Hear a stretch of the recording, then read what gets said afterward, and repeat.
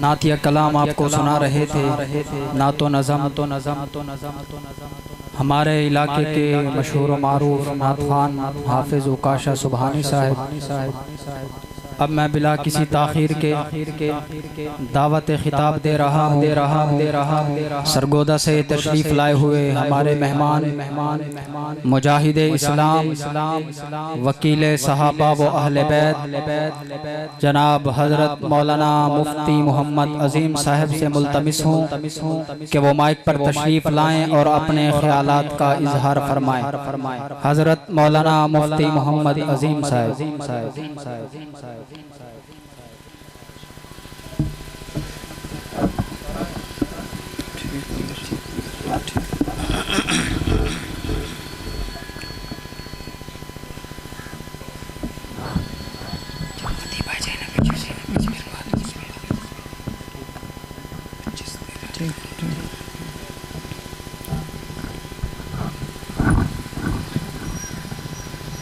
اللہ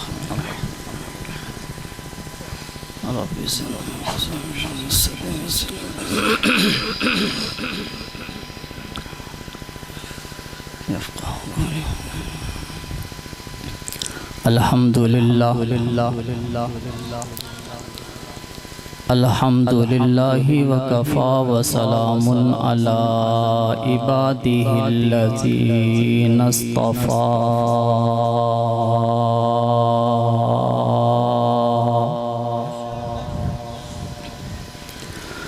اما بعد فاعوذ باللہ من الشیطان الرجیم،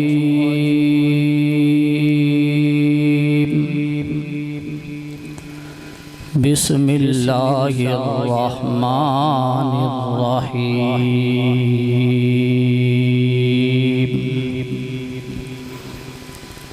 فالذین ہاجروا واخرجوا من دیارہم وأوذوا فی سبیلی وقاتلوا وقتلوا لأكفرن عنهم سیئاتہم۔ وقال النبی صلی اللہ تعالی علیہ وسلم انا مدینۃ العلم وابو بکر اساسها وعمر حیطانها وعثمان سقفها وعلی بابها،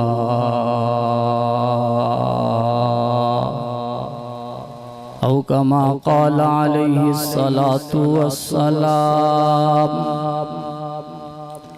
صدق اللہ العظیم وبلغنا رسولہ النبی الکریم، ونحن على ذلك لمن الشاہدین والشاکرین، والحمد للہ رب العالمین۔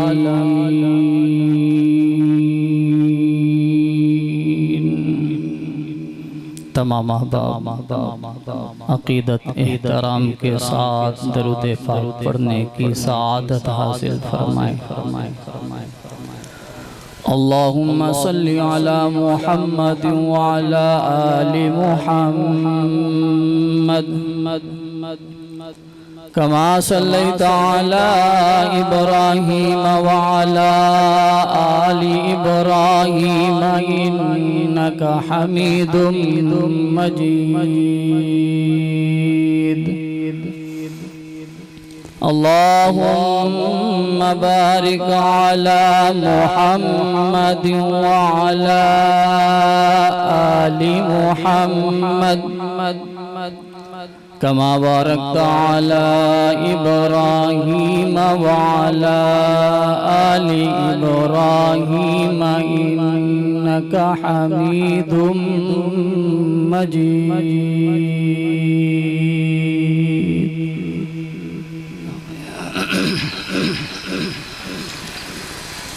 ادنا سا اشارہ جس پہ کیا سر قدموں میں آ کر اس کا گرا،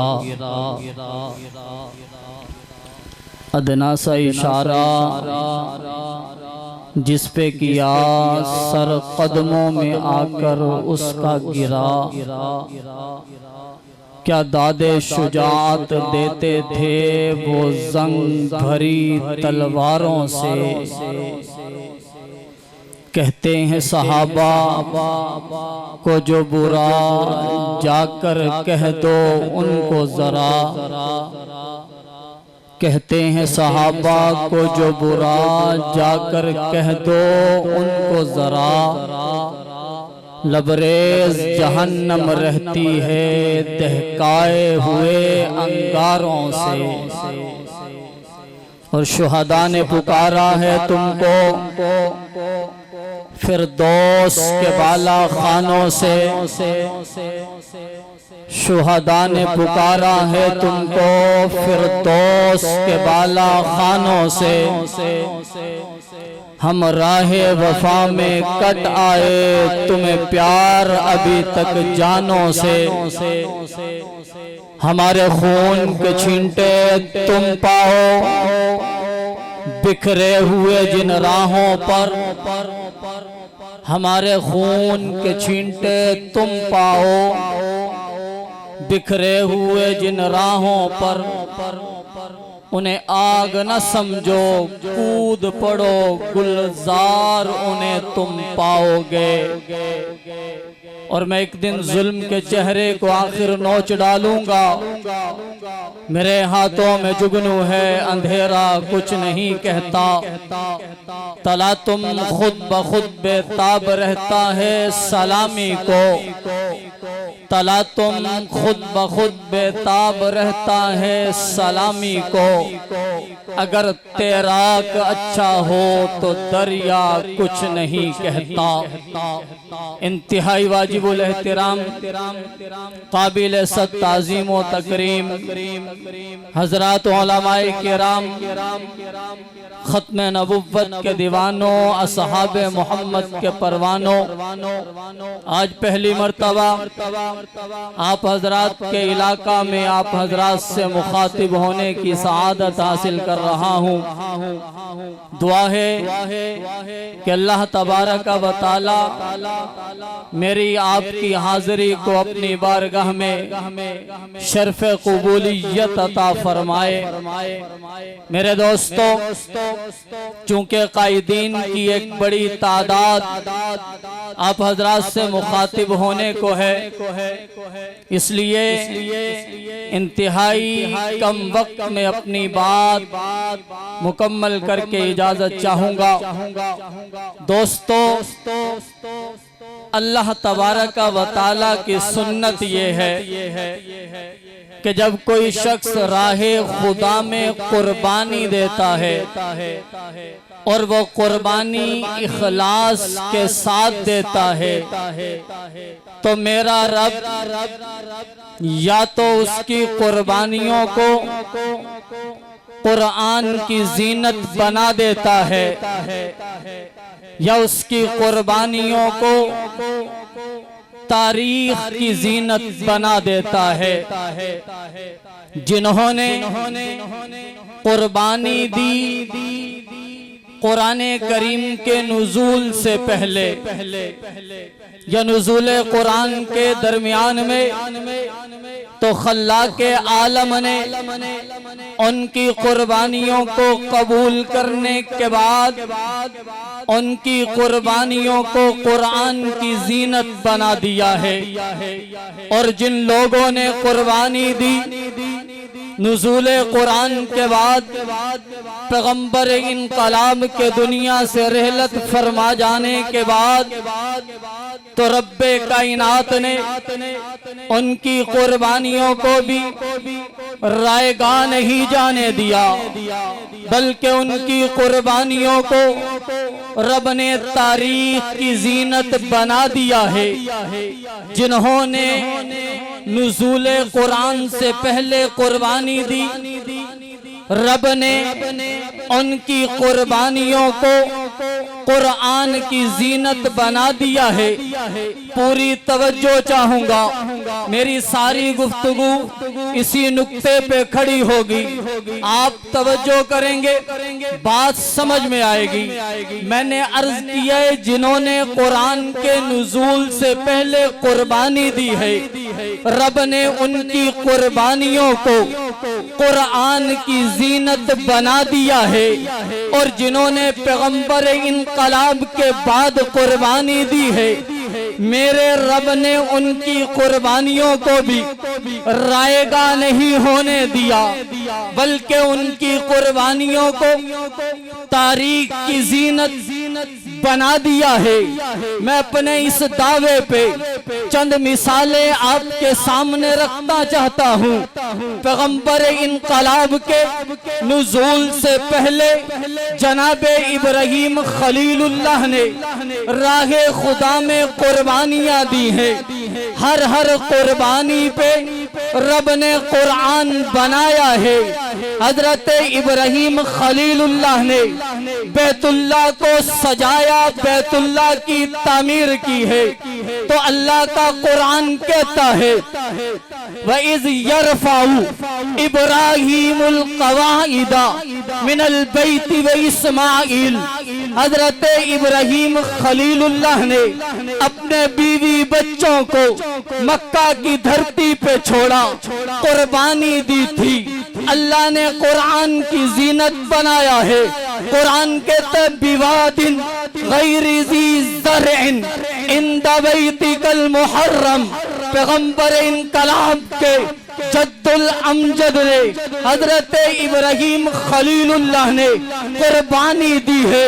لخت جگر کے گلے پہ چھری رکھی تھی، چھری چلائی تھی، لگتے جگر کا گلا کاٹا تھا۔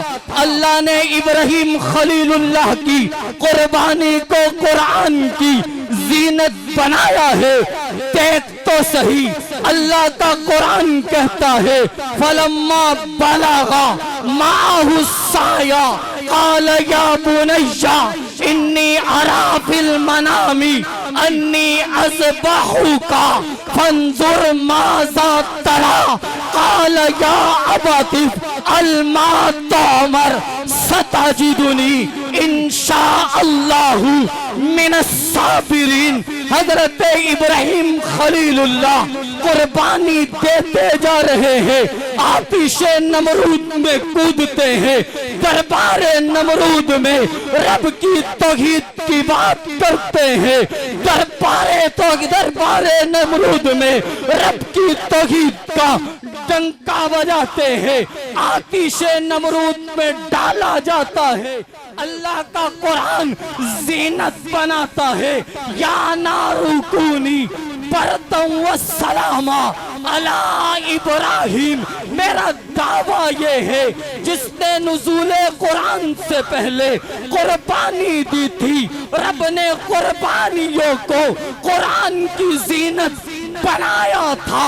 جس نے نزول قرآن کے درمیان میں قربانی دی تھی، رب نے قربانیوں کو قرآن کی زینت بنایا تھا، قرآن میں چمکایا تھا، قرآن میں سجایا تھا۔ چل تو صحیح، دیکھ تو صحیح، محمد کے صحابہ نے قربانی دی تھی، نزول قرآن کے زمانہ میں دی تھی۔ دیکھ کیوں نہیں ہے؟ قرآن بولا تھا اولئک هم المفلحون، قرآن بولا تھا اولئک هم المہتدون، قرآن بولا تھا اولئک هم الراشدون، قرآن بولا تھا اولئک کتب فی قلوبہم الایمان، قرآن بولا تھا اولئک الذین امتحن اللہ قلوبہم للتقوی، قرآن بولا تھا لقد رضی اللہ عن المؤمنین اذ یبایعونک تحت الشجرہ۔ پیغمبر کے صحابہ نے نزول قرآن کے زمانے میں قربانی دی تھی، رب نے قرآن کی زینت بنایا ہے۔